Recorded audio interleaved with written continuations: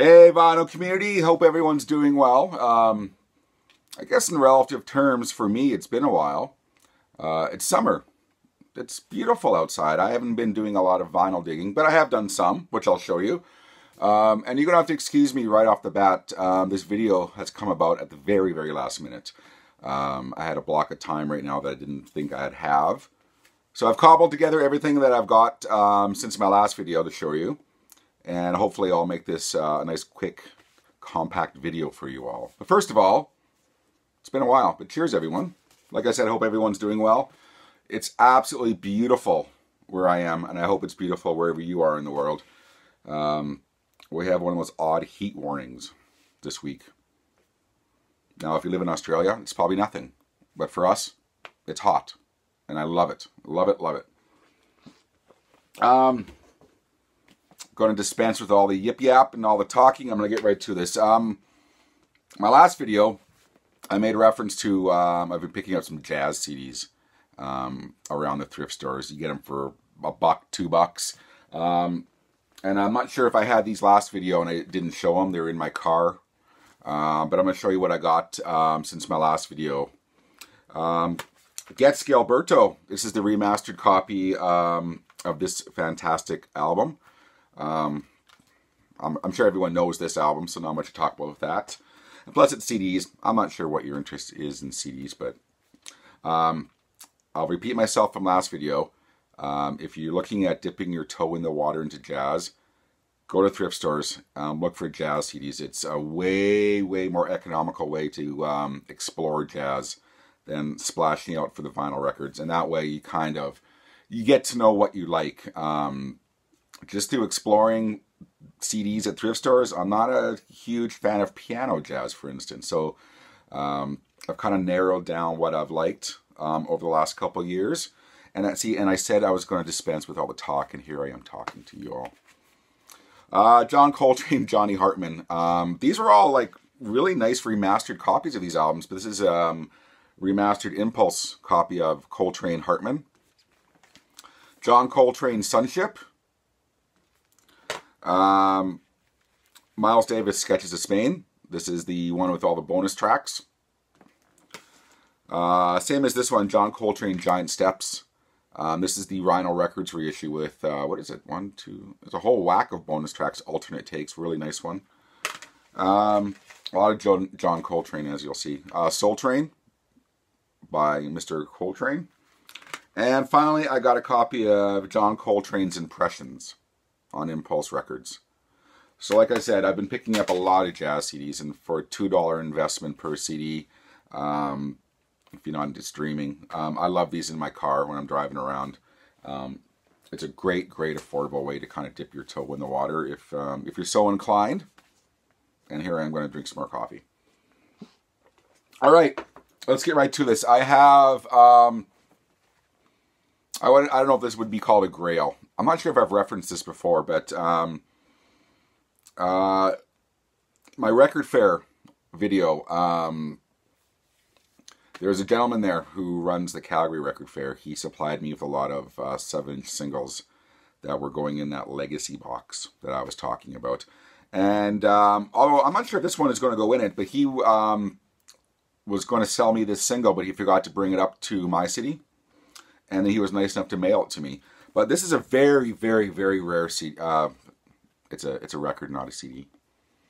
Very, very rare 7-inch single by Depeche Mode that I've been looking for forever. But it's a promo single from 1983 for Everything Counts, backed with Work Hard. And it's, I don't know, I find it hard to call it a grail because it's not something you'd ever expect to find. But Discog prices are all over the place for this one. It's like 50 to some sucker paid $95 for it. But it's a rare single to find a Canadian promo of this era of Depeche Mode from early 80s. So that one is a very, very welcome addition to my collection. And I need to thank Mark in Calgary for supplying me that. This one was a Record Store Day title a few years back. And I really hesitated splashing out the money for it, although I really did want it. I didn't want it enough to go seek it online. A couple of stores locally had some leftover stock on this. And then over the weekend, a local store had a 40% off sale, and this was in it.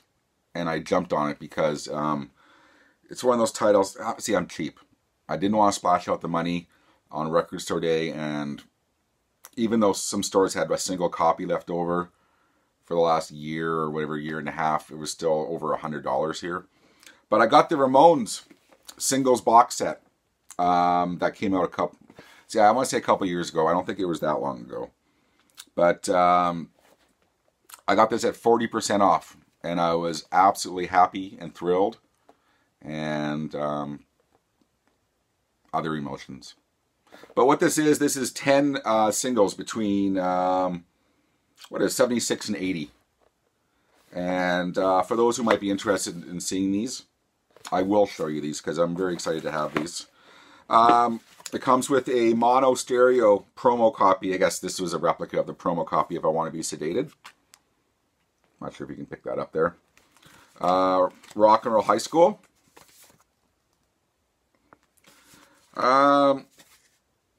Needles and Pins, although the B-side is the better song. I Wanted Everything. So Needles and Pins, backed with I Wanted Everything.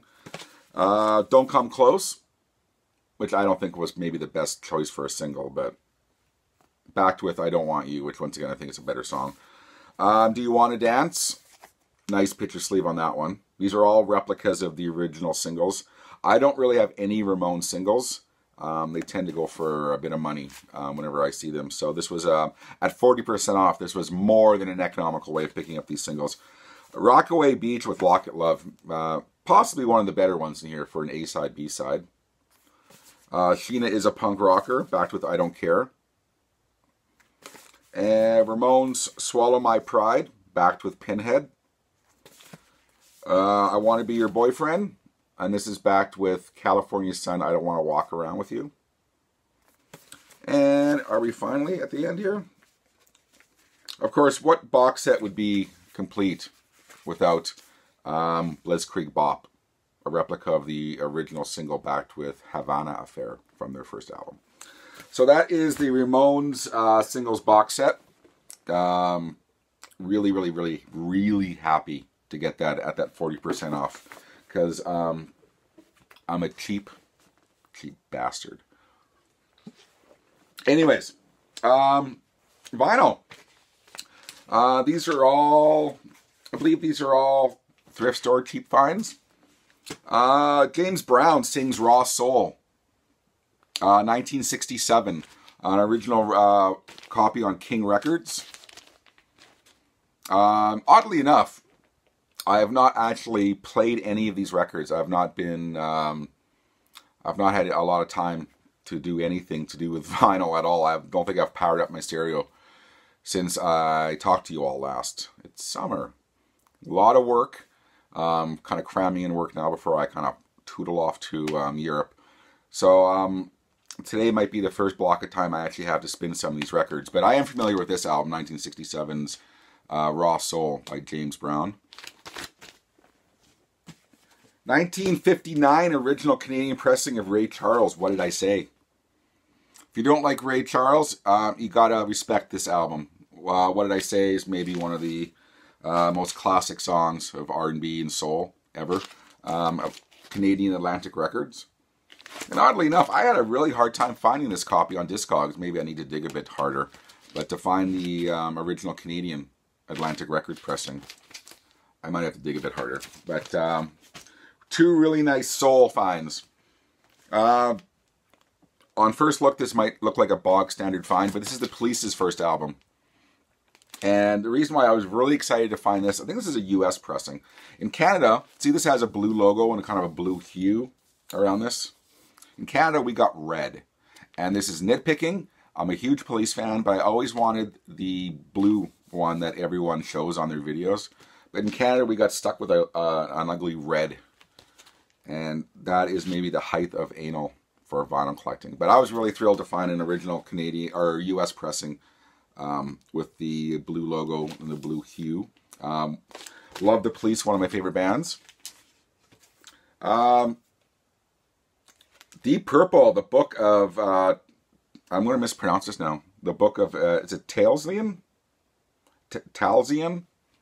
I've never been able to pronounce it, but I got it for $2, as you can see there. Polydor pressing of Deep Purple. I don't remember how this falls into the chronology of Deep Purple albums. It's one of the early ones, anyways. What was the big song on this one? Kentucky Woman, the cover of the Neil Diamond song. Well, I think that was the big single off this one. Really nice Polydor pressing of this Deep Purple album. And I'm going to put that down before I mispronounce the name again. Talesian. The Book of Talesian. The Incredible String Band, Earthspan, 1972. If you don't know the Incredible String Band, they were a psychedelic folk band from the 60s into the 70s. This is 1972. By this period in the band, they were a little bit less psychedelic, more leaning towards the progressive end of things. I guess from what I understand and from what I remember anyways. Like I said, I'm filming this last second.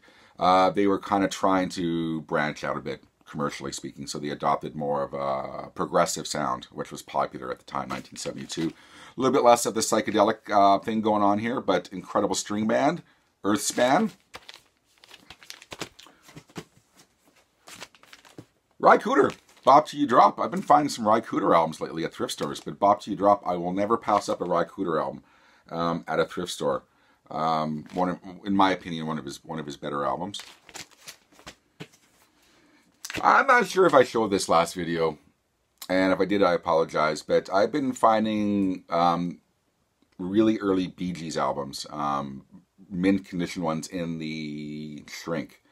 And like I've said before, early Bee Gees is really awesome.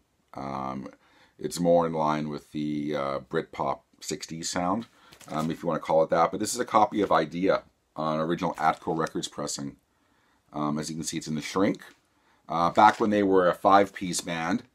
And not too long ago, if you recall, or if you even pay attention to my vinyl finds on my videos, I found a copy in the shrink of their first album.